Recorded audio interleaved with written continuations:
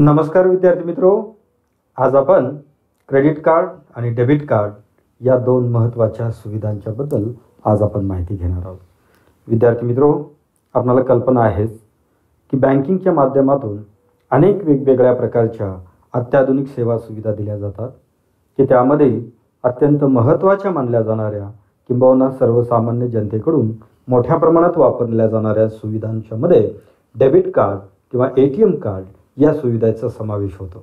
त्याबरोबरच अलीकडील काळात मोठ्या प्रमाणात क्रेडिट कार्डचा वापरही अनेक लोकांच्याकडून केला जात असल्याचे आपल्याला पाहावयास मिळत आहे. तर आज आपण या दोन अत्यंत महत्त्वाच्या अशा या ई-बँकिंग सर्व्हिसेसबद्दल माहिती घेणार आहोत.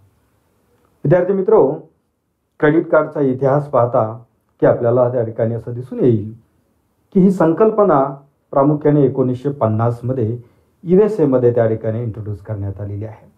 सुरुवातीच्या कालावधीमध्ये क्रेडिट कार्ड हे बँकांच्या माध्यमातून दिले जात नव्हते, तर हे कार्ड डिनर्स क्लब कार्ड या नावाने अमेरिकेतील काही नामांकित हॉटेलकडून आपल्या ग्राहकांच्यासाठी दिले जात होते आणि म्हणून त्याला डिनर्स क्लब कार्ड असं देखील त्या ठिकाणी म्हटलं जात होतं. परंतु ही संकल्पना बँकिंग संस्थांच्या माध्यमातून प्रथमतः 1958 मध्ये US मधील बँक ऑफ अमेरिकेने इंट्रोड्यूस केल्याचे आपल्याला पाहावयास मिळेल. म्हणजेच अधिकारिक तत्वावरती या कार्डचा वापर बँक ग्राहकांच्यासाठी 1958 मध्ये सुरू झालेला आहे. परंतु भारतीय बँकिंग व्यवस्थेमध्ये आपण पाहिलं तर यामध्ये 1988 मध्ये सेंट्रल बँक ऑफ इंडियाने सेंट्रल कार्ड या नावाने क्रेडिट कार्डची कॉन्सेप्ट भारतीय बँकिंग व्यवस्थेमध्ये इंट्रोड्यूस केलेली आहे.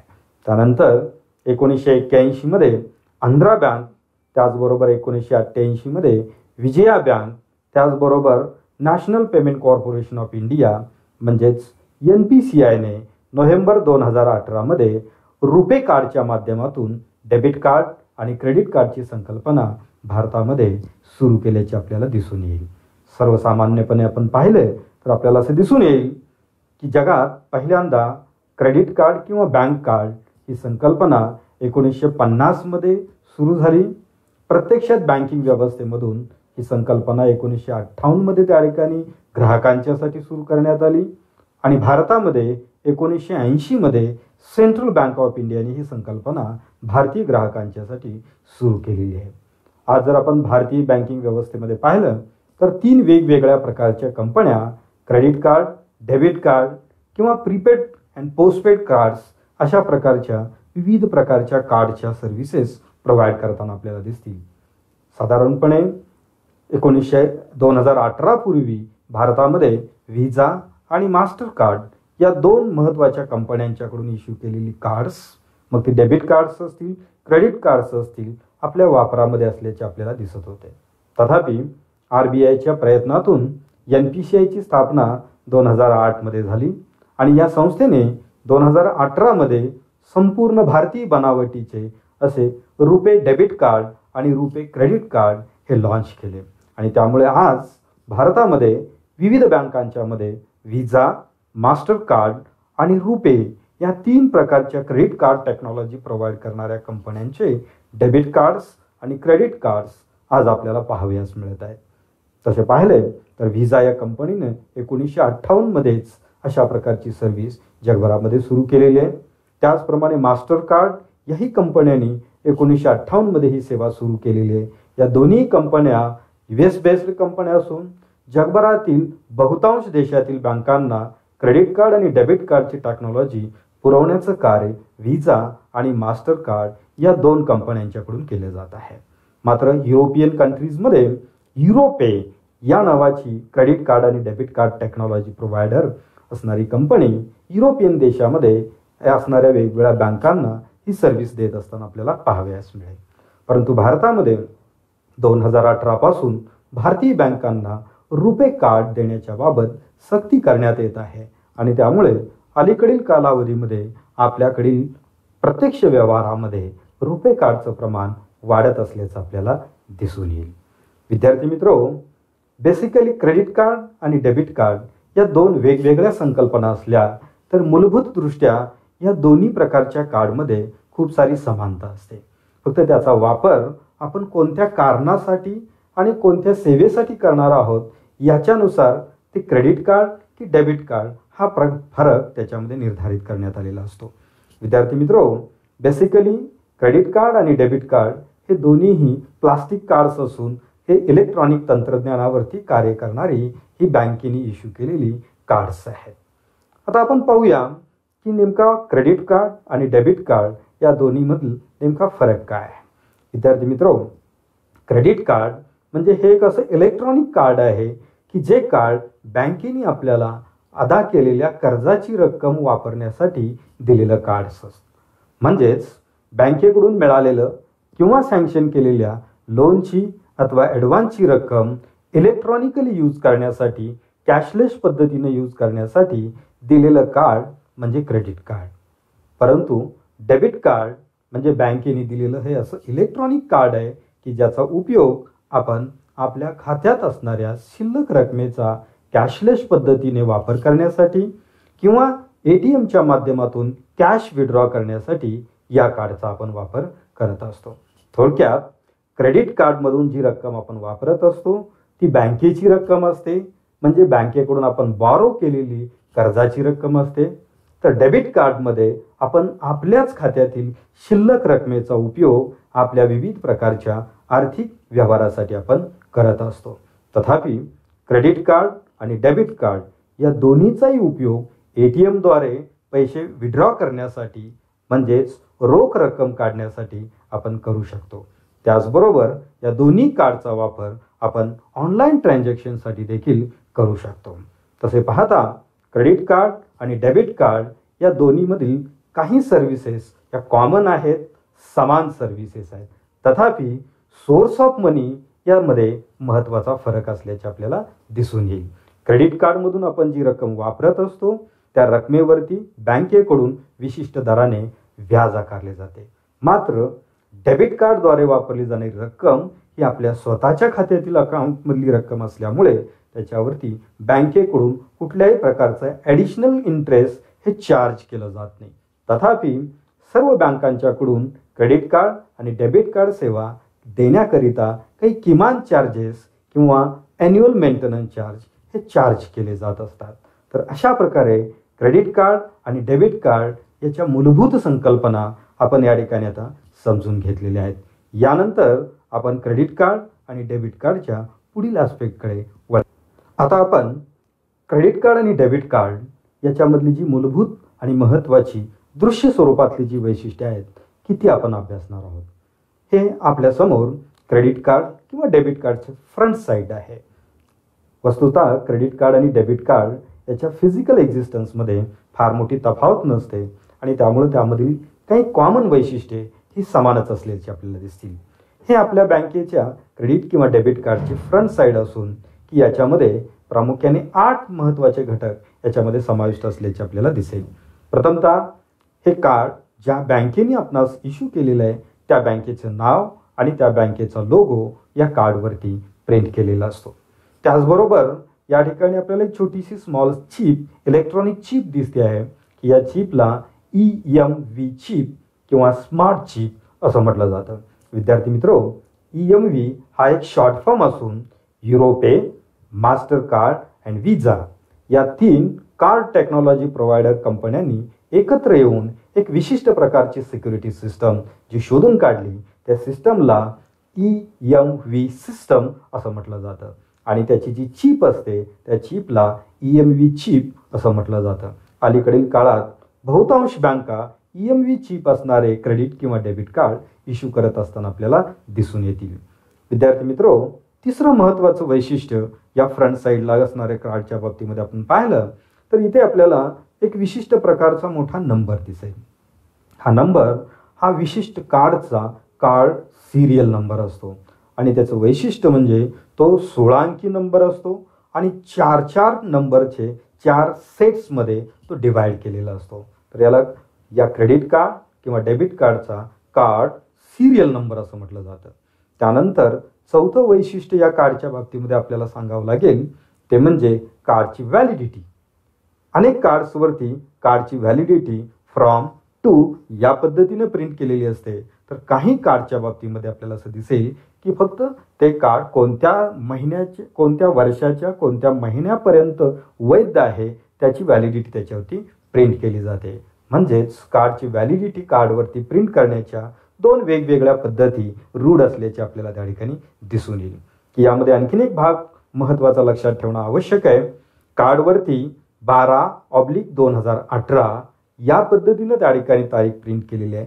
याचा अर्थ असा होतो की 2018 या आर्थिक वर्षातील 2 डिसेंबरच्या लास्ट डेटपर्यंत हे कार्ड व्हॅलिड होतं.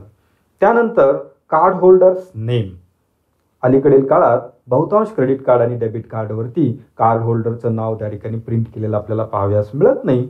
कारण पूर्वी हे कार्ड्स प्रत्यक्षात ऑर्डर दिल्यानंतर किंवा आपण बँकेकडे डिमांड केल्यानंतर कार्ड टेक्नॉलॉजी प्रोव्हायडर कंपनीकडून ती प्रिंट करून आपणास अदा करण्याची पद्धती होती. परंतु अलीकडील कालावधीमध्ये हे कार्ड्स आधीच प्रिंट करून आणलेली असतात आणि त्याचे फक्त नंबर्स आपल्या अकाउंटला कनेक्ट करून ते कार्ड्स आपल्याला इश्यू केले जात असतात आणि त्यामुळे अलीकडील कार्ड्सवरती खातेदाराचं नाव किंवा कार्ड होल्डरचं नाव हे कार्डवरती आलेलं आपल्याला पाहावयास मिळत नाही. त्यानंतर 6वं वैशिष्ट्य म्हणजे या कार्डच्या फ्रंट साईडला कार्ड टेक्नॉलॉजी प्रोव्हाइड करणारी जी काही कंपनी असेल, मग ती व्हिसा कंपनी असेल, मास्टर कार्ड असेल, रुपे असेल, युरोपे असेल, अशा अनेक वेगवेगळ्या ज्या कंपन्या आहेत, ज्या कंपनीने या संबंधित बँकेला कार्ड टेक्नॉलॉजी उपलब्ध करून दिलेली आहे, त्या कंपनीचा लोगो याच्यावरती प्रिंट केलेला असतो. अत्यंत महत्त्वाचं आणखीन एक वैशिष्ट्य मला या ठिकाणी नमूद करणं आवश्यक आहे. ते म्हणजे अलीकडील कालावधीमध्ये काही बँका वायफाय नेटवर्कचे कार्ड्स इश्यू करत असलेले आपल्याला दिसतात. अर्थात की या कार्डला अनेक वेगवेगळ्या प्रकारच्या नावाने ओळखलं जातं. Wifi debit card, wifi credit card किंवा त्या ठिकाणी नियर फील्ड कम्युनिकेशन सर्व्हिस उपलब्ध असणारं कार्ड किंवा त्या ठिकाणी वायरलेस कार्ड, याही पद्धतीनं त्याचा उल्लेख हा केला जातो.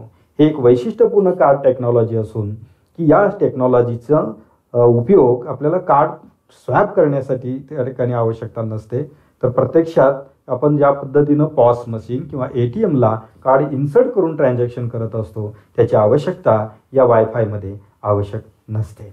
ही एक त्याची महत्त्वाची खासियत असल्याचं आपल्याला दिसून येईल. काही क्रेडिट कार्ड आणि डेबिट कार्डवरती बँकांच्या विशिष्ट स्कीमचा उल्लेख हा त्या ठिकाणी केलेला असतो. जनरली सर्वसाधारण कार्डमध्ये अशा प्रकारच्या कुठल्याही स्कीमचा उल्लेख नसतो. जसे की शेतकऱ्यांना कर्ज देण्यासाठीच्या किसान क्रेडिट कार्डवरती किसान क्रेडिट कार्ड, उद्योजकांसाठीच्या क्रेडिट कार्डसाठी लघु उद्यमी क्रेडिट कार्ड, अशा प्रकारच्या स्कीमचा उल्लेख या कार्डवरती बऱ्याच वेळेला आपल्याला केलेला पाहावयास मिळतो. तर ही आहे क्रेडिट कार्ड किंवा डेबिट कार्डची फ्रंट साईड. त्यानंतर आपण पाहणार आहोत क्रेडिट कार्ड किंवा डेबिट कार्डचे बॅक साईडची वैशिष्ट्ये नेमकी काय असतात, बॅक साईडला कोणकोणत्या फीचर्स त्याच्यामध्ये इन्क्लूड केलेले असतात, हे आपण या ठिकाणी पाहणार आहोत. प्रामुख्याने या ATM कार्ड किंवा डेबिट कार्डच्या बॅक साईडला जर आपण पाहिलं तर ही काळी पट्टी आपल्याला या ठिकाणी दिसेल. ही काळी पट्टी ही एक मॅग्नेटिक स्ट्रीप असून की तिला मायकर स्ट्रीप असं म्हटलं जातं. की ही strip magnetic ink character recognition, magnetic ink character recognition म्हणजेच मायकर तंत्रज्ञानाने तयार केलेली ही स्ट्रीप असते. अलीकडील कालावधीमध्ये या स्ट्रीपचा फारसा उपयोग राहिलेला नसल्यामुळे, कारण सर्वच कार्ड आता EMV चिपची कार्ड झालेली असल्यामुळं या मायकर स्ट्रीपचा फारसा उपयोग आता त्या ठिकाणी राहिलेला नाही. तरी देखील काही परिसरात, काही प्रदेशात मायकर बेस्ड मशीन्स आजही वापरात असल्यामुळे ही मायकर स्ट्रीप काही कार्ड्समध्ये अजूनही त्या ठिकाणी ठेवलेली आपल्याला पाहावयास मिळते. त्यानंतर सर्वात महत्त्वाचा एक भाग की ज्याला सिक्युरिटी फीचर्स म्हणून या ठिकाणी पाहिलं जातं, इथे आपल्याला एक 3 डिजिटचा नंबर दिसेल. काही ठिकाणी यापेक्षा अधिक डिजिटचा नंबर असतो, परंतु प्रत्यक्षात त्या नंबरमधील लास्ट 3 डिजिट्स हे सिक्युरिटी कोड म्हणून वापरण्याची प्रथा आहे की ज्यास CVV नंबर असं त्या ठिकाणी म्हटलं जातं. CVV म्हणजे कार्ड व्हेरिफिकेशन व्हॅल्यू, म्हणजेच कार्डचा ऑनलाईन यूज करत असताना card number, card validity, pin number and CVV number या 4 महत्त्वाच्या बाबींचा आपल्याला वापर करणं आवश्यक असतं. म्हणजेच हा एक प्रकारचा सिक्युरिटी कोड आहे की जो आपण कोणाशी दाखवायचा किंवा कोणालाही त्या ठिकाणी सांगायचा नसतो, तो गोपनीय पद्धतीने ठेवणं आवश्यक राहतं. त्याचबरोबर बँकेच्या कार्डच्या बॅक साईडलाही बँकेचा सिम्बॉल, त्याचबरोबर हॉलोग्राम, म्हणजे या पद्धतीचं त्या ठिकाणी हॉलोग्राम त्या ठिकाणी लावलेला असतो. त्याचबरोबर customers helpline number, website, email ID, customer care number इत्यादी बाबी त्याच्यामध्ये इन्क्लूड केलेल्या आपल्याला पाहाव्यास मिळतील. त्याबरोबरच सिग्नेचरसाठी बॉक्सही त्या ठिकाणी दिलेला असतो. परंतु अलीकडील कालावधीमध्ये क्रेडिट कार्ड आणि डेबिट कार्डसाठी सिग्नेचरची आवश्यकता उरलेली नसल्यामुळे ती त्या ठिकाणी बहुतांश बँका सिग्नेचरचा बॉक्स त्या ठिकाणी आता ठेवत नसल्याचेही आपल्याला पाहाव्यास मिळेल. परंतु काही बँका आजही कस्टमरच्या सिग्नेचरसाठी एक विशिष्ट स्पेस क्रेडिट कार्ड किंवा डेबिट कार्डवरती ठेवत असताना आपल्याला दिसेल. त्याबरोबरच या व्यतिरिक्त जाहिरातीच्या अनुषंगाने, या बँकांच्या टायअपच्या अनुषंगाने आणखी काही माहिती की याच्यामध्ये तुम्हाला इन्क्लूड केलेली आपल्याला पाहाव्यास मिळेल. म्हणजेच विद्यार्थी मित्रो, आपण जर त्या ठिकाणी पाहिलं तर बँकेच्या क्रेडिट कार्ड आणि डेबिट कार्डच्या फ्रंट साईडला ही साईकली महत्त्वाची वैशिष्ट्ये आपल्याला या ठिकाणी पाहायला मिळतील की ज्यामध्ये 8 वेगवेगळ्या कंटेंटचा समावेश आहे. त्याचबरोबर बॅक साईडला जर आपण पाहिलं तर साधारणपणे 6 महत्त्वाच्या बाबी ही या क्रेडिट कार्ड आणि डेबिट कार्डच्या बॅक साईडला असल्याचे आपल्याला दिसून येईल. आता आपण या ठिकाणी पाहणार आहोत क्रेडिट कार्ड आणि डेबिट कार्डचे वेगवेगळे प्रकार, की त्यामधील काही महत्त्वाच्या प्रकारांचा आपण या ठिकाणी अभ्यास करणार आहोत. विद्यार्थी मित्रो, भारतातील वेगवेगळ्या बँका आणि वित्तीय संस्थांच्याकडून दिली जाणारी क्रेडिट कार्ड्स, त्याचबरोबर prepaid card, charge value cards आणि डेबिट कार्ड या सर्वांचे वेगवेगळे प्रकार आपण पाहता त्याचे खूप सारे प्रकार भारतीय बँकांनी सुरू केल्याचे आपल्याला दिसून येतील. परंतु त्यामधील काही महत्त्वाचे प्रकार मी या ठिकाणी आपल्या माहितीसाठी मांडलेले आहेत. क्रेडिट कार्डच्या बाबतीमध्ये जर आपण पाहिलं तर त्यामध्ये बिझनेस क्रेडिट कार्ड की जे उद्योजकांसाठी दिली जात असतात, कॅशबॅक क्रेडिट कार्ड्स ही जी क्रेडिट कार्ड्स आहेत ती सर्वसामान्य ग्राहकांच्यासाठी दिली जात असतात, की ज्या क्रेडिट कार्डला वेगवेगळ्या प्रकारच्या स्कीम्स, रिवॉर्ड्स किंवा कॅशबॅक सारखे अवॉर्ड्स यासारख्या स्कीम्स त्या क्रेडिट कार्डवरती लागू केलेले असतात. त्याचबरोबर को ब्रँडेड क्रेडिट कार्ड हा एक वेगळा प्रकार भारतीय बँकांच्याकडून इश्यू केला जातो, की ज्यामध्ये को ब्रँड म्हणजेच बँक आणि इतर वेगवेगळ्या प्रकारच्या बिझनेस ऑर्गनायझेशन्स किंवा ट्रेड ऑर्गनायझेशन यांच्या संयुक्त विद्यमाने जे क्रेडिट कार्डचं प्रोडक्ट लॉन्च केलं जातं, म्हणजेच 2 ब्रँड एकत्र येऊन एक क्रेडिट कार्ड सर्व्हिस जे लॉन्च करतं त्याच्यासाठी आपण को ब्रँडेड क्रेडिट कार्ड हा टर्मिनॉलॉजी किंवा हा शब्दप्रयोग वापरत असतो. त्याचबरोबर महिला उद्यमी किंवा महिला वेलफेअरच्या योजनेच्या अंतर्गत दिली जाणारी क्रेडिट कार्ड्स, त्याचबरोबर शेतकऱ्यांच्यासाठी दिली जाणारी किसान क्रेडिट कार्ड्स, त्याचबरोबर ज्या क्रेडिट कार्डचा वापर भारताबरोबर परदेशातही करता येणं शक्य आहे अशी जी क्रेडिट कार्ड्स असतात की ज्यांना इंटरनॅशनल क्रेडिट कार्ड्स असं म्हटलं जातं.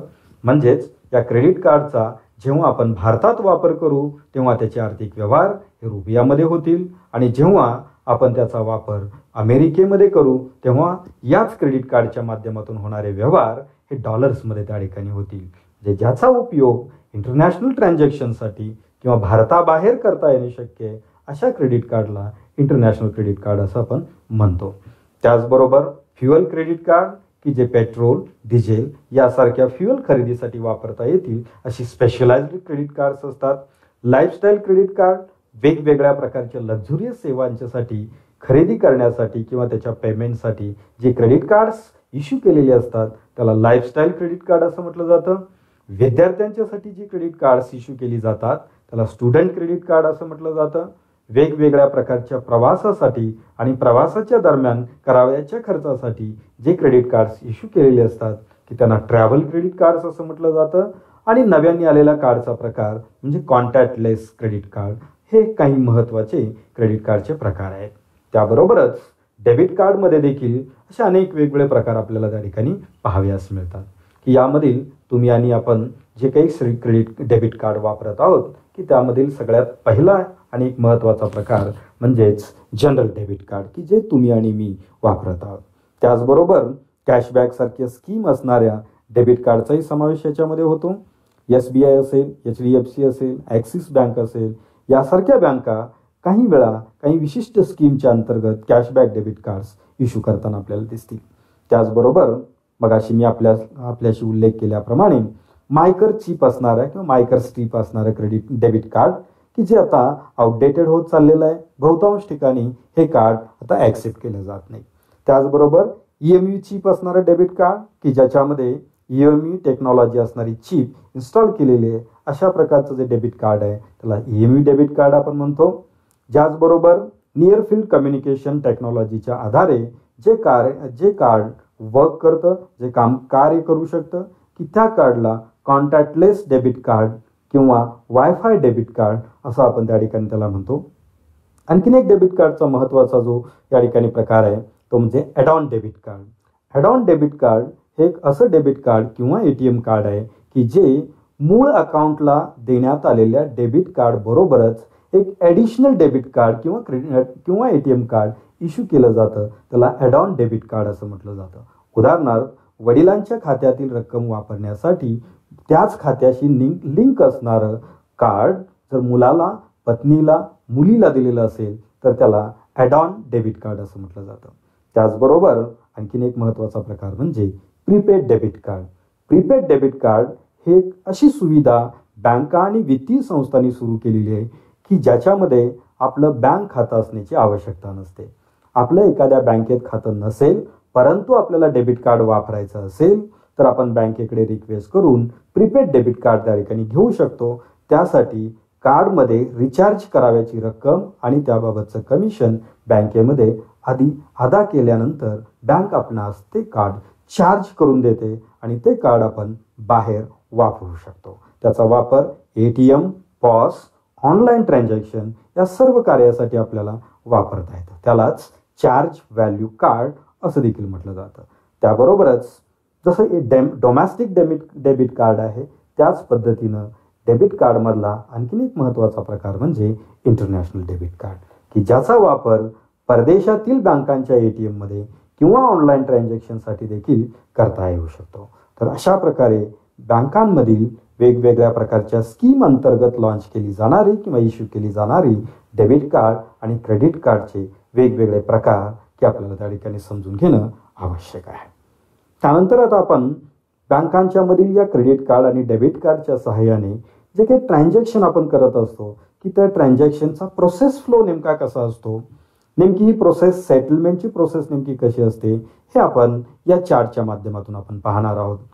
गृहीत धरा की या ठिकाणी कार्ड होल्डर आहे की जो आपल्या क्रेडिट कार्ड किंवा डेबिट कार्डच्या माध्यमातून ऑनलाईन ट्रान्झॅक्शन करू इच्छितोय किंवा POS मशीनच्या माध्यमातून ट्रान्झॅक्शन करू इच्छितोय. तो जेव्हा व्यापारी संस्था, त्याचबरोबर व्यापारी आस्थापना किंवा ऑनलाईन शॉपिंगच्या वेबसाईटच्या द्वारे जेव्हा एखादी वस्तू खरेदी करतो आणि त्याचं पेमेंट इनिशिएट करतो की तेव्हा आपल्याला त्या ठिकाणी ऑनलाईन वेबसाईटवरती हे आपल्याला वेगवेगळे पेमेंट गेटवे दिसतील. पेमेंट गेटवे म्हणजे अशा एक इंटरमिडिएटर टेक्नॉलॉजी सर्व्हिस प्रोव्हायडर म्हणून काम करणाऱ्या ऑर्गनायझेशन आहेत की ज्या मर्चंट, बँक, ग्राहक आणि नॅशनल क्लिअरिंग सेल यांच्यामध्ये एक इंटरमिडिएटरची महत्त्वाची भूमिका पार पाडणाऱ्या संस्था असतात. की आपणास कधीतरी अनुभव असा आला असेल की जेव्हा आपण ऑनलाईन पेमेंट इनिशिएट करतो की तेव्हा वेबसाईटच्या ॲड्रेसमध्ये पेपाल, पेयू, CC ॲव्हेन्यू यासारखा वेब ॲड्रेस आपण पाहिला असेल तर या ज्या वेबसाईट ज्या आहेत की त्यांना पेमेंट गेटवे असं म्हटलं जातं की ज्या तुमचा डेटा कॅप्चर करून की तो संबंधित अथॉरिटीकडे प्रोव्हाइड करण्याचं किंवा तिकडे सर्क्युलेट करण्याचं काम या पेमेंट गेटवेच्या माध्यमातून केलं जात असतं. जेव्हा हा डेटा पेमेंट गेटवेला एंटर होतो तेव्हा तो डेटा कार्ड टेक्नॉलॉजी प्रोव्हाइड करणाऱ्या कार्ड नेटवर्क कंपन्यांच्याकडे दिला जातो की ज्यामध्ये मग विजा असेल, मास्टर कार्ड असेल, रुपे असेल, या कंपन्या ते कार्ड ऑथेंटिक असल्याचं, योग्य असल्याचं, व्हॅलिड असल्याची खात्री करतात आणि मग त्यानंतर हा डेटा क्लिअरिंग सेलकडे म्हणजेच रिझर्व्ह बँक ऑफ इंडियाच्या NCC सेल म्हणजेच नॅशनल क्लिअरिंग सेलकडे तो डेटा पाठवला जातो. तो डेटा कन्फर्म केल्यानंतर कार्ड इश्यू करणारी बँक म्हणजेच कार्ड होल्डर की जो आर्थिक व्यवहार करतो आहे किंवा ऑनलाईन शॉपिंग करतो आहे त्या बँकेस त्या ठिकाणी तो डेटा इंटिमेट केला जातो. त्यांच्याकडून कन्फर्मेशन आल्यानंतर संबंधित रक्कम ही त्या ठिकाणी मर्चंटच्या बँक अकाउंटमध्ये म्हणजेच ऑनलाईन शॉपिंग वेबसाईट्सचे पेमेंटसाठी जे काही बँक अकाउंट ओपन केलेले आहेत की त्या अकाउंटमध्ये संबंधित रक्कम ट्रान्सफर केली जाते व त्या संबंधीचे मेसेजेस हे कार्ड होल्डर आणि मर्चंट या दोघांनाही जारी केले जात असतात. तर अशा पद्धतीने हा क्रेडिट कार्ड किंवा डेबिट कार्डच्या प्रोसेस फ्लोच्या बाबतीतली माहिती आपण या ठिकाणी समजून घेणं आवश्यक आहे. सर्वसाधारणपणे सर्वच बँकांच्या मध्ये हा प्रोसेस फ्लो हा या ठिकाणी याच पद्धतीनं असतो. परंतु ट्रान्झॅक्शन जर पॉसवरती असेल तर त्याचा प्रोसेस फ्लोमध्ये थोडासा फरक असतो आणि जर ऑनलाईन पेमेंट असेल म्हणजेच वेबसाईटच्या थ्रू पेमेंट केलं जात असेल तर या कार्ड प्रोसेसचा फ्लो जो आहे तो या पद्धतीनं आपल्याला त्या ठिकाणी पाहायला मिळेल.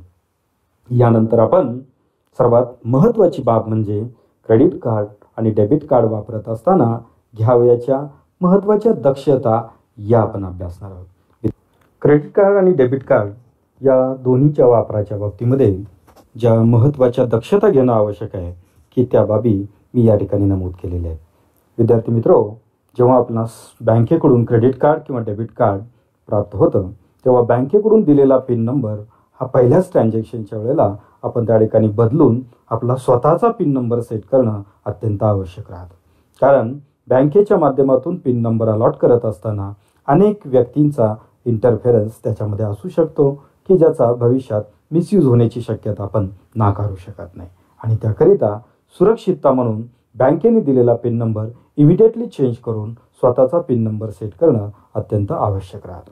त्याचबरोबर बँकेच्या ATMचा किंवा क्रेडिट कार्डचा पिन नंबर, कार्डचा सिरियल नंबर, कार्डचा CVV नंबर या बाबी कोणाशी सांगू नयेत किंवा या बाबी कुठेही लिहून ठेवू नयेत. कारण याचा मिसयूज होण्याची अधिक शक्यता असते. कारण ऑनलाईन ट्रान्झॅक्शनमध्ये बँकेच्या क्रेडिट किंवा डेबिट कार्डचा सिरियल नंबर, व्हॅलिडिटी, युजरचं नाव, CVV नंबर आणि पिन नंबर या गोष्टी एखाद्या व्यक्तीस प्राप्त झाल्या तर तो आपल्या परस्पर आपल्या ATM कार्डचा किंवा क्रेडिट कार्डचा वापर करू शकतो. म्हणून या गोष्टी गोपनीय ठेवणं अत्यंत आवश्यक आहे. त्याचबरोबर आपल्या ATMचा पिन नंबर किंवा क्रेडिट कार्डचा पिन नंबर सेट करत असताना तो आपल्याशी संबंधित कोणत्याही प्रकारचा अंक असणार नाही याची आपण काळजीपूर्वक दक्षता घेणं आवश्यक आहे. सामान्यतः यामध्ये 2 व्हीलरचा नंबर, आपल्या 4 व्हीलरचा नंबर, घर नंबर, मोबाईलचे पहिले 4 डिजिट, मोबाईलचे लास्ट 4 डिजिट यासारखे नंबर आपण पिन नंबर म्हणून सेट करण्याची शक्यता असते. अर्थात हे पिन नंबर अत्यंत धोकादायक कॅटेगरीमधले पिन नंबर असतात. कारण असे पिन नंबर हॅकर्सकडून सहजासहजी गेस केले जाऊ शकतात. काही लोकांना अनेक वेगवेगळ्या ATMचा एकच पिन नंबर सेट करण्याची सवय असते. ही देखील अत्यंत घातक आहे. त्याबरोबरच ATMचा पिन नंबर सेट करत असताना किंवा क्रेडिट कार्डचा पिन नंबर सेट करत असताना कुठल्याही प्रकारचे फॅन्सी नंबर्स यूज करू नयेत. उदाहरणार्थ 11115557773333 हे फॅन्सी नंबर्स सहजासहजी गेस केले जाऊ शकतात आणि म्हणून अशा प्रकारचे नंबर आपले पिन नंबर असू नयेत. त्यानंतर आपल्यास बँकेकडून क्रेडिट कार्ड किंवा डेबिट कार्ड प्राप्त झाल्यानंतर की त्यावरील CVV नंबर हा स्क्रॅच करून टाकावा किंवा तो खोडून टाकावा. तथापि हे करत असताना CVV नंबर आपण लक्षात ठेवणे आवश्यक आहे. जर आपणास हे शक्य होणार नसेल तर CVV नंबर स्क्रॅच करू नये. मात्र तो नंबर कोणाशी दिसणार नाही, कोणाकडे तो शेअर होणार नाही याची पूर्ण दक्षता घेण्याची जबाबदारी आपण पार पाडणं आवश्यक आहे. म्हणजेच आपलं ATM कार्ड किंवा क्रेडिट कार्ड हे सुरक्षित राहू शकेल. त्याचबरोबर मोफत किंवा फ्री वायफाय नेटवर्क किंवा फ्री इंटरनेट नेटवर्कमध्ये आपल्या ATM कार्डचा किंवा क्रेडिट कार्डचा वापर करू नये किंबहुना ऑनलाईन ट्रान्झॅक्शन कुठल्याही प्रकारचे करू नयेत. कारण असे फ्री वायफाय नेटवर्क हे हॅकर्सनी दिलेले असू शकतात, त्याच्यामध्ये मालवेअर्स असू शकतात, त्याच्यामध्ये व्हायरस असू शकतात आणि त्याचा मिसयूज तुमचा डेटा चोरण्यासाठी किंवा तुमच्या कार्डशी संबंधित माहिती कॅप्चर करण्यासाठी त्या नेटवर्कचा उपयोग हा होऊ शकतो. त्यामुळे ATM कार्ड किंवा क्रेडिट कार्डचा ऑनलाईन यूज आपण जर करणार असाल तर तो यूज स्वतःच्या PC वरती, लॅपटॉपवरती किंवा मोबाईलवरतीच करणं अत्यंत सुरक्षित आहे. त्याचबरोबर जर आपण ऑनलाईन शॉपिंग करत असाल तर एक सर्वात महत्त्वाची दक्षता घेणं अत्यंत आवश्यक आहे. जेव्हा आपण ऑनलाईन शॉपिंग करत आहात तेव्हा ती ऑनलाईन शॉपिंगची वेबसाईट ही ट्रस्टेड, खात्रीशीर वेबसाईट आहे का हे आपण खातरजमा करून घेणं आवश्यक आहे. अन्यथा अशा वेबसाईटवरती आपण डेबिट कार्ड किंवा क्रेडिट कार्डचा डेटा म्हणजे serial number, CVV number, pin number enter केला असता सहजासहजी तो हॅकरच्या हाती प्राप्त होऊ शकतो. आणि म्हणून की आपण अशा ट्रस्टेड वेबसाईट आयडेंटिफाय कराव्यात किंवा नामांकित कंपन्यांच्या वेबसाईटवरूनच ऑनलाईन शॉपिंग करावे. आणि हे करत असताना जेव्हा आपण ATMचा नंबर किंवा ATMचा डेटा पेमेंटसाठी एंटर करत आहात तेव्हा वेबसाईटच्या ब्राउझरकडे लक्ष द्या. ब्राउझरच्या URL ॲड्रेस बारमध्ये HTTPS नी सुरू होणारा जर ॲड्रेस असेल तर तो खात्रीशीर असणार आहे. अदरवाईज ही अशा वेबसाईटमध्ये डेटा एंटर करू नका. काही वेळेस केवळ www नी सुरू होणाऱ्या URL किंवा केवळ HTTP नी सुरू होणाऱ्या URL असतील तर अशा URL इलेक्ट्रॉनिक फंड ट्रान्सफरच्या व्यवहारासाठी ह्या सुरक्षित असत नाहीत आणि त्यामुळे ती URL HTTPS नी सुरू होणारी असावी याची आपण दक्षता घ्यावी. त्याचबरोबर क्रेडिट कार्ड आणि डेबिट कार्डच्या संबंधित फ्रॉड्स होऊ नयेत यासाठी फ्रिक्वेंटली आपले अकाउंट तपासावे. आपल्याकडे मोबाईल ॲपच्या माध्यमातून असेल, आपल्याकडे येणाऱ्या वेगवेगळ्या SMS माध्यमातून असेल की वेळोवेळी त्याची आपण खातरजमा करून घ्यावी. म्हणजेच त्या ठिकाणी वेळीच अशा प्रकारच्या फ्रॉडवरती निर्बंध घालणं शक्य होईल. त्याचबरोबर अनेक लोकांना अशी एक सवय असते की पेमेंटसाठी किंवा बिल पेमेंटसाठी आपलं ATM कार्ड किंवा क्रेडिट कार्ड वेटर, रिसेप्शनिस्ट किंवा अन्य सहकार्याच्या हातामध्ये देण्याची सवय असते. तर ही सवय देखील अत्यंत घातक आहे. आपण जर हॉटेलमध्ये असाल आणि बिल पेमेंट करणार असाल तर सदर कार्ड आपण वेटरच्या हातामध्ये किंवा अन्य व्यक्तीच्या हातामध्ये न देता स्वतः पॉस मशीनवरती ही त्या ठिकाणी त्याचे ट्रान्झॅक्शन करून स्वतः पिन नंबर एंटर करावा. तो अन्य व्यक्तीस पिन नंबर सांगून ट्रान्झॅक्शन करण्यास लावू नये, कारण ही बाब अत्यंत घातक ठरू शकते. त्याचबरोबर ATMचा ऑनलाईन शॉपिंगचा वापर करत असताना लेट नाईट म्हणजे रात्री उशिरा ऑनलाईन शॉपिंग करणं, त्याचबरोबर ATMमधून फंड्स विड्रॉ करणं यासारख्या बाबी शक्यतो अवॉइड कराव्यात. याचं सगळ्यात महत्त्वाचं कारण म्हणजे ATMमधून कॅश विड्रॉ करत असताना काही टेक्निकल प्रॉब्लेम किंवा मानवनिर्मित प्रॉब्लेम क्रिएट झाला तर आपणास मदत सहजासहजी मिळू शकत नाही.